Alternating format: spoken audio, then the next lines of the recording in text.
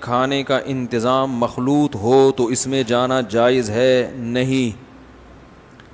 پردے کا انتظام نہیں ہے, مخلوط دعوت ہے تو اس میں شرکت جائز نہیں ہے. کسی کا دل رکھنے کے لیے بھی شرکت جائز نہیں ہے اس میں. رشتہ داری جوڑنے کے لیے بھی شرکت جائز بولیں بھائی نہیں ہے.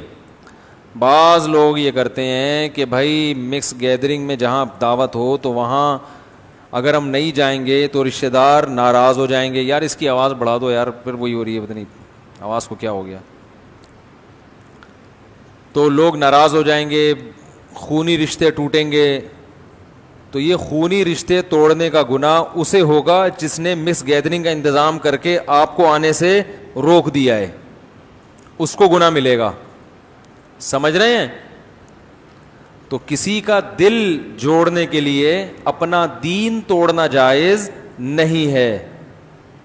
سب سے پہلے اللہ اور اس کے رسول کے احکام ہیں, اس کے بعد ابا اماں, بچے, بیوی, بھائی بہن, یہ سب اس کے بعد ہیں. تو بھائی ان کو بھی تو رشتہ داری جوڑنے کا خیال ہونا چاہیے نا. ان کو پتہ ہے جب یہ شرکت نہیں کرتا تو ہم مس گیدرنگ نہ کریں, ہم الگ الگ انتظام کر لیں.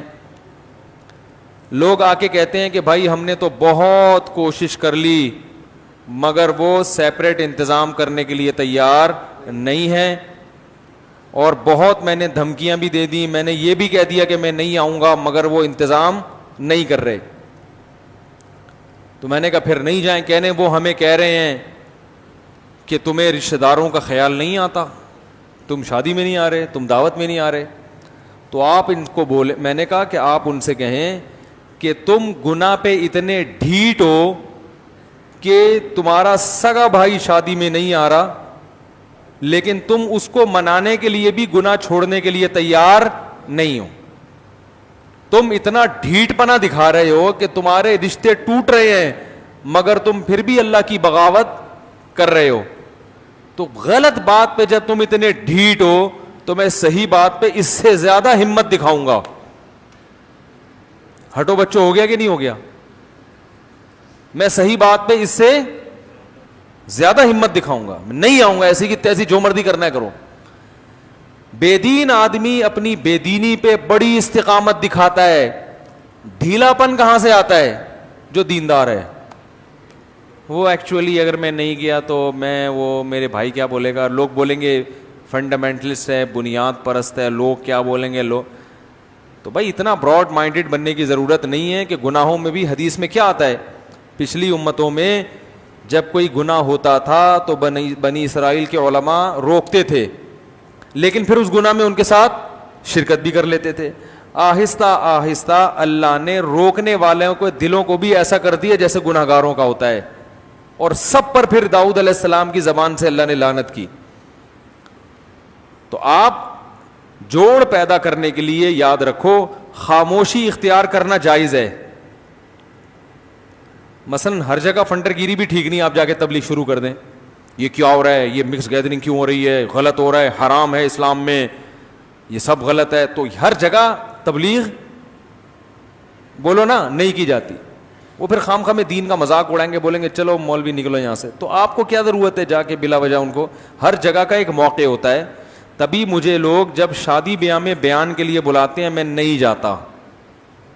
میں کہتا ہوں لوگ وہاں کھانا کھانے آئے ہیں, مولانا کی تقریر سننے نہیں آئے. یہ موقع نہیں ہے بیان کا. ہر آدمی گول میز پہ بیٹھا ہوا ہوتا ہے, کسی کا منہ ادھر ہے, کسی کا منہ ادھر ہے. ہم ادھر بیٹھ کے بیان کر رہے ہیں, وہ ادھر منہ کر کے سن رہے ہیں وہ بیان. یہ کوئی بیان کا ماحول ہی نہیں بنتا نا. تو یہ موقع نہیں ہے.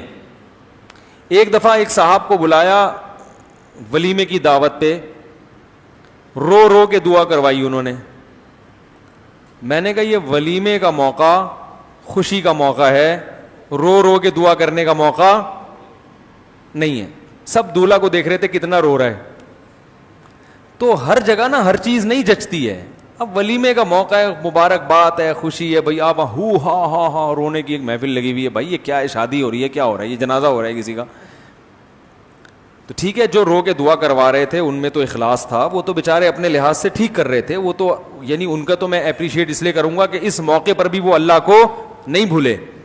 ان میں اتنا غم تھا, اتنا اللہ کا درد تھا کہ رو رہے تھے.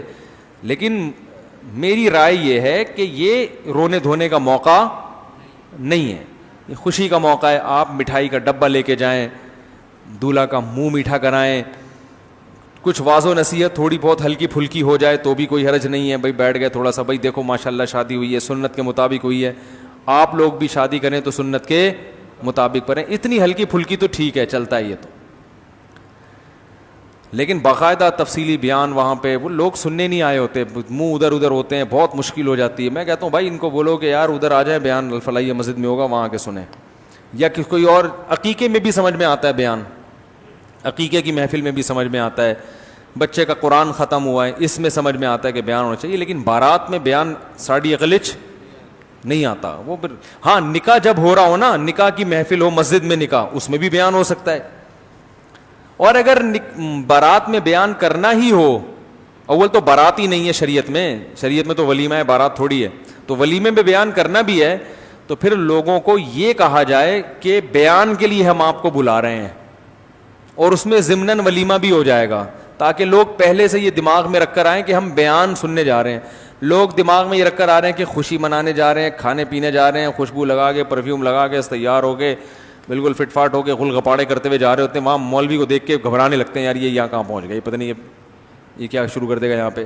تو وہ بات کو پھینکنے والی بات ہو جاتی ہے, سمجھ رہے ہیں نا. تو ہر جگہ تبلیغ نہیں ہے, آپ جا کے ہر ایک کو ہر وقت سمجھانا شروع کر دیں.